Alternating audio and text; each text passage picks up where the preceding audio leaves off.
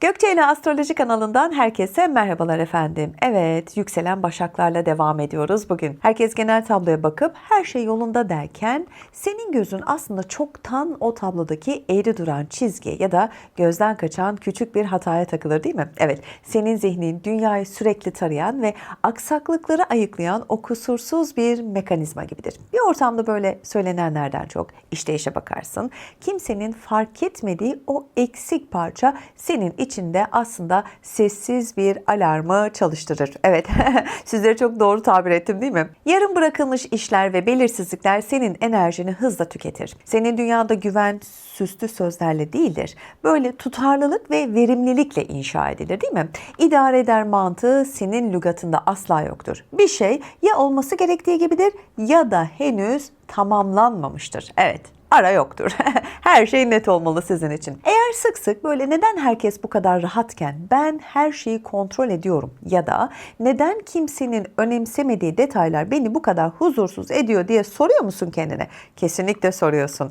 Bil ki bu bir kuruntu değil, tamam mı? Yükselen başağın hayata vurmuş olduğu o dikkatli ve düzenleyici mühürün sesi. İşte bu videoda Güneş burcun ne olursa olsun yükseleni Başak olanların hayata neden bu kadar dikkatli, ölçülü ve sorumluluk merkezi yaklaştığını tabii ki her zaman olduğu gibi ayrıntılı bir şekilde konuşacağım. Hazır mısın? Yükseleni Başak olanların hayata nasıl ince ayar çektiğini birlikte keşfetmeye başlayacağız. Bu arada detaylı bir şekilde yoruma geçmeden önce biliyorsunuz artık kanalımda katıl butonu var. Eğer buradan katıl kısmına katılıp da bana küçücük de olsa bir destek olursanız gerçekten çok mutlu olurum. Şimdiden teşekkür ediyorum. Her zaman söylediğim gibi videolarımı beğenmeyi unutmuyorsunuz ve tabii ki yorumlar kısmında asla boş bırakmıyorsunuz. Evet, geldik şimdi yükselen başağın genel etkileri neler değil mi? Şimdi yükselen başak hayata yaklaşımı, bulunduğu yeri iyileştirmek ya da böyle işler hale getirmek üzerine kuruludur. Sen dünyaya böyle sahip olmak ya da wow hani parlamak için gelmemişsindir. Böyle düşünürsün. Nasıl gelmişsindir? Senin amacın nedir? Rolün nedir? Düzenlemektir, değil mi? Sahip olmak değil, parlamak değil, düzenlemek, ayıklamak ve fayda üretmek için gelmişsindir. Çünkü zihnin nasıl çalışıyor? Sürekli burada ne gereksiz, burada ne eksik, ne daha iyi olabilir sorusuyla hep meşgul ediyorsun kendini değil mi? Zihnin böyle çalışıyor. İşte bu yükselenle birlikte dünyaya verdiğin ilk tepki fazlalıkları ayıklamak oluyor senin için, tamam mı? Yani neden insanlar seni ilk gördüklerinde bu yönüyle tanıyorlar? İşte sebep bu. Sen her şeyi olduğu gibi bırakmazsın. İşe yaramayanı böyle ayırırsın. Eski olanı da tamamlarsın. Bir ortamda böyle herkes büyük resme odaklanır. Sen ne yaparsın? O resmi ayakta tutan çok küçük ama hayati detayı çok net fark edersin. İşte seni de zaten Başak yapan en önemli özelliğin de bu. Senin için ayrıntı önemsiz bir parça asla olamaz. Sistemin sağlıklı çalışmasının nesidir biliyor musun? Gerçekten anahtarıdır. Böyle sürekli iyileştirmeye odaklanman, hiçbir şeyin yeterince iyi olmadığı hissini tabii ki doğurabilir sende değil mi? Yani şimdi bu da çok normal. Böyle bir hissiyatta yaşıyorsan bu duyguyu da hissetmen çok normal. İşte kendine uyguladığın o yüksek standartlar ne oluyor biliyor musun? Zamanla yorgunluğa dönüşür. Bazen de en doğru adım nedir biliyor musunuz sevgili yükselen başaklar? Müdahale etmek değildir. Gerçekten bunu samimi bir şekilde söylemek isterim. Hayatın kendi akışına bazen güvenmek gerekir. Hem bu omuzlamış olduğunuz yükler sizi bu kadar yormayacaktır hem de gerçekten arada bir sizin de rahatlamaya ihtiyacınız var değil mi? Yani dünyanın yükünü siz mi çekeceksiniz? Evet, yükselen başağın şimdi gündelik hayata etkileri neler? Şimdi bir de buna bakalım değil mi? Şimdi yükselen başak olan biri için aslında gündelik hayat nasıl biliyor musunuz? Böyle rastgele akan bir süreç değil. Bunu çok net söyleyebiliriz. Zihin, beden ve işleyişin hani sürekli ayarlandığı bir denge alanı sizin için. Zihin bir elekten geçirme halindedir. Bak bu çok güzel bir cümle sizin için gerçekten. Zihniniz böyle bir elekten geçirme halini kullanıyor sürekli, tamam mı? Bu bir kontrol ihtiyacı değil ama. Bunu da belirtmem lazım. Bu ayrımı yapalım.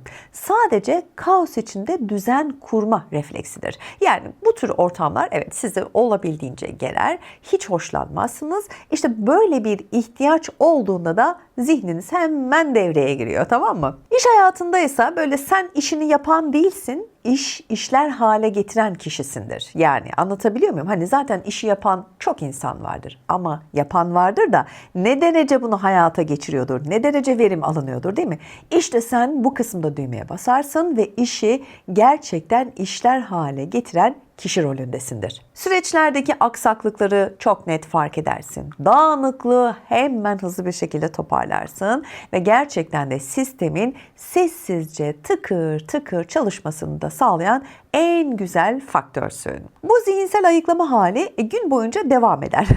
Durmaz, evet devam eder. En hassas noktan işte bu noktada devreye giriyor. Beden zihin dengesi. Zaten çok koordineli çalışmıyor mu sizin zihin ve beden, değil mi? Aynen terazi gibi. İşte bu yüzden rutinler senin için sıradan alışkanlıklar değildir. Kimileri için bunlar evet sıradan alışkanlıklardır ama senin için asla değildir. Tamamen nedir biliyor musun? Şifa araçlarıdır. Evet, yani düzenli beslenirsin, uykuna çok dikkat edersin. Kendince böyle ruhuna bedenine iyi gelen küçük ritüellerin vardır. İşte bunlar aslında seni gerçekten ayak tutan temel yapı taşlarıdır. İşte bunlardan biri dengesizleşirse vay haline. Evet, ilişkilere de bakalım.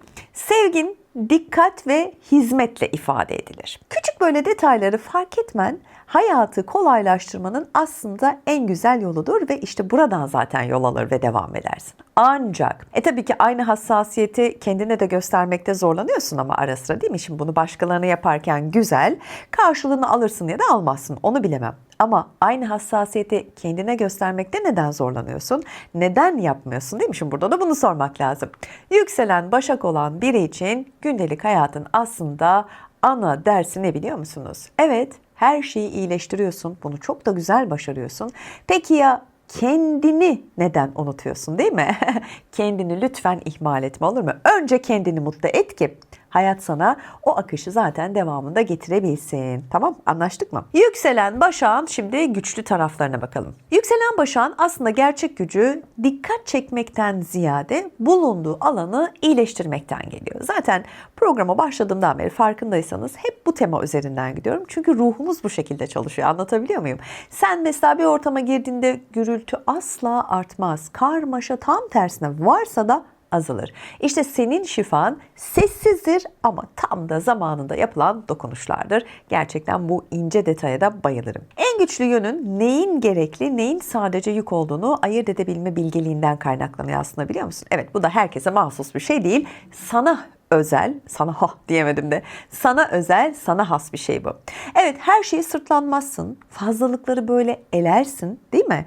Özünü de tamamen korumayı çok iyi bilirsin. İşte bu seni ne yapıyor biliyor musun? Yalnızca düzenli biri yapmaz, karmaşanın içinden böyle gerçeği cımbızla çekip çıkarabilen bir rehbere dönüştürür. Bu yüzden insanlar senin yanında savunmaya geçmez ki, yani böyle bir şeye ihtiyaç duymaz. Çünkü senin o bakışın var ya, kırmak için değildir, iyileştirmek içindir, tamamen şifadır. Peki bunlar güzel tarafların. Zorlayıcı tarafımız yok mu Gökçe Hanım bizim, diyeceksiniz, değil mi? Olmaz mı? Her burç gibi sizin de var. Şimdi ona bakalım. Evet, yükselen Başakların zorlayan tarafları. Yükselen Başak için aslında hayatın bence en yorucu sınavı nerede başlıyor biliyor musunuz? İyileştirme ihtiyacının zamanla kendine karşı acımasız bir iç denetime dönüşmesiyle başlıyor. Evet, maalesef burası kırılma noktası. Sen dünyayı böyle daha verimli, daha doğru ve daha düzenli hale getirmeye çalışırken ne oluyor biliyor musun? Bu keskin bakışın işte çoğu zaman kendine de çeviriyorsun. Anlatabiliyor muyum? Yani bu noktalarda dengeyi iyi ayarlaman lazım. Bu sefer ne oluyor? İç denge bozulursa dışa da yansıması nasıl olur? Yani zihnin tamamlanmış olanı görmek yerine ne yapıyor? Eksik kalmış noktaya odaklanıyorsun. Her bir tık daha iyi olabilir düşüncesi ne yapıyor biliyor musun? Seni dinlenmekten ve nefes almaktan uzaklaştırıyor. Çünkü sürekli böyle çalışıyorsun. Bir tık daha nasıl iyi olabilir? İşte şurayı nasıl onarabilirim? Şuraya nasıl şifa dağıtabilirim? Bunları haliyle yapman sadece gün içinde değil ki hayatın genel akışı içerisinde de tabii ki seni yoracak şeyler. Durmak ya da boş kalmak bazen sende suçluluk duygusu bile yaratır. Bilirim o duyguyu. Çok yoğun yaşarsınız çünkü etrafımda da var, biliyorum, yükselen Başak arkadaşlarım. Gerek var mı? Bence yok. Zorlanacağın bir diğer alanda ne biliyor musun? Kontrol ihtiyacının zihinsel gerginliğe dönüşmesi. Bak, buna da izin verme. Hayatın akışına güvenmek yerine ne yapıyorsun? Her adımı hesaplamak istiyorsun. Az önce ne demiştim? Biraz hayatın akışına güven. Belirsizlik senin için sadece bilinmezlik değildir. Düzeltilmesi gereken bir durumdur. Bunu düzeltmeden de adım atmazsın, bilirim. İlişkilerde de böyle aşırı çözüm odaklı olmak seni yanlış anlaşılabilir kılar mı? Kesinlikle. Sevgini böyle genellikle düzeltmeye, kolaylaştırmak ve yük almak üzerinden hep gösterirsin, değil mi? Hep bunu yaparsın. Yükselen Başak'ın belki de işte en çok zorlandığı yer neresi oluyor biliyor musun? Hayatı onarırken, toparlarken, değil mi? Kendini de böyle bitmek bilmeyen bir projeye dönüştürüyorsun. Bu projeyi kim hayata geçirecek? Kim bilecek bunları? Sen biliyorsun. Dolayısıyla da bu kadar karmaşık, bu kadar yükü üzerine almana da gerçekten kızıyorum. O yüzden ne yapıyorsun? Bu kadar yükü üzerine almadan daha dengeli bir hayat profili senin için sanıyorum çok daha doğru ve kolay olacak. Şimdi geldik en sevilen kısma, değil mi? Şimdi yükselen Başak'ın bütün hayata etkisi, genel özellikleri, zorlayıcı tarafları, iyi yanları olabildiğince detaylı bir şekilde ele aldım. Peki şimdi yükselen Başak etkisinin o gerçek burcunla, hani Güneş burcunla birleştiğinde nasıl bir karakterin ortaya çıktığını merak ediyorsun, değil mi? Ben de merak ediyorum. Ama geçmeden önce yine çok kısa bir hatırlatmam olacak. Biliyorsunuz yükselen serimize başladık. Bugün Başak'la devam ediyoruz. Peki yükselen burç nedir? Hala merak edenler varsa, bu videomu izlemediyseniz lütfen kanalımda yükselen burç nedir videosunu ayrıntılı bir şekilde paylaştım. İzlemenizi tavsiye ederim ve tabii ki yorumlarınızı da bekliyorum. Şimdi Güneş burcun ne olursa olsun, bunu başta söylüyorum, karıştırıyorsunuz çünkü, tamam mı? Güneş burcu ne olursa olsun yükseleni Başak olanlar. Evet, Güneş burcun Koç, yükselenin Başak. Ne demek şimdi bakalım? İçinde böyle hızlı karar alan bir Koç varken dışarıda olabildiğince temkinli ve hesaplı görünürsün.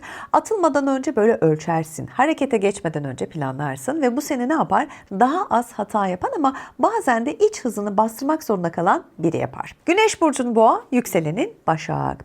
Sabır ve detaycılık birleşir. Hayata böyle yavaş ama sağlam adımlarla ilerlersin. Evet, güven senin için sözlerden değil de tekrar eden tutarlılıktan geçer. Fazlalıklara tahammülün yoktur. Sade işleyen bir düzen istersin. Evet, Güneş burcun ikizler, yükselenin Başak. Meraklı zihin tabii ki ikizler olunca, değil mi? Seçici bir filtreyle çalışır. Her bilgi seni cezbetmez.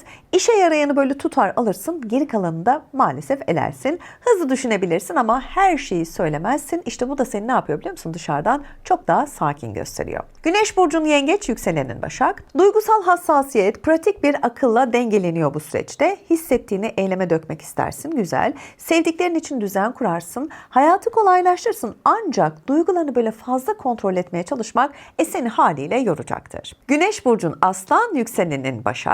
Şimdi parlamak istersin ama böyle abartıdan da hiç hoşlanmazsın. Kendini göstermekten çok işini iyi yaparak fark edilmek senin için aslında çok daha değerlidir. Gururunu başarıyla değil de kusursuzlukla taçlandırmak istersin ve böyle de beslenirsin. Evet, şimdi Güneş burcun Başak, yükselenin Başak. Detaycılık, wow, en yüksek seviyededir. Allah size yardım etsin. Kendine karşı beklentin çok yüksektir. Her şeyi daha iyi yapma isteği seni çok becerikli kılar da ama aynı zamanda da ne yapar? Kendini yormaya da çok açıktır, değil mi? Öğrenmen gereken şey yeterince iyinin de değerli olduğunu bilmek. Tamam, çok fazlasına da gerek yok. Güneş burcun Terazi, yükselenin Başak. Evet, uyum arayışı mantıklı bir sistemle birleşir. İnsan ilişkilerinde böyle ölçülüsündür, naziktir ama bir o kadar da seçicisin. Estetik senin için sadece güzellik olarak değil, işlevli olmalıdır. Kararsızlık bazen fazla düşünmekten kaynaklanabilir. Güneş burcun Akrep, yükselenin Başak. Yoğunluk böyle dışarıdan çok fazla belli olmaz, belli etmezsin. Evet, güçlü sezgilerini mantık süzgecinden çok net geçirirsin.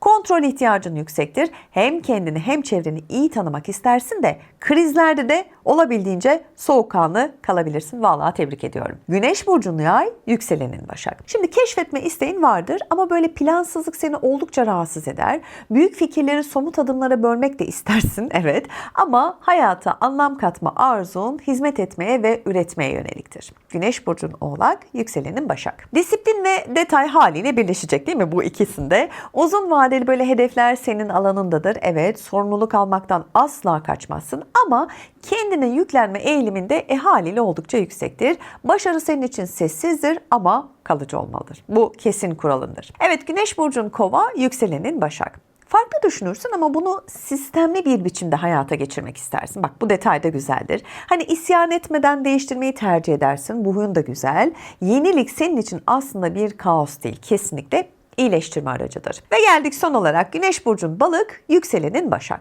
Hayal gücü pratiklikle yere iner. Hissettiklerini düzene sokmaya çalışırsın. Başkalarına yardım etme isteğin çok güçlüdür ama kendi sınırlarını da korumayı maalesef öğrenmen gerekir diyorum. Evet, yükselen Başak olmak değil mi? Hayatı eleştirmek için değil de iyileştirmek için bakmaktır. Senin gözün evet kusur aramaz, işleyiş arar. Bu yüzden sen çoğu zaman fark edilmeden düzen kurar, gürültü çıkarmadan da yük alırsın. Bunu da kimse anlamaz. Eğer izlerken ben neden herkes kadar rahat değilim, neden her şeyi bu kadar ince düşünüyorum diye düşündüysen, ki eminim düşündün çünkü yorumlarda buluşacağız.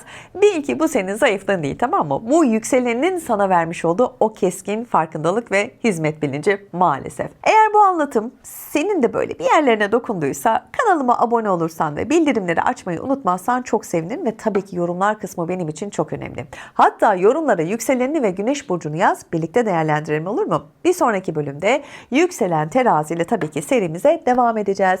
Kendine iyi davranmayı ihmal etme. Hoşça kal.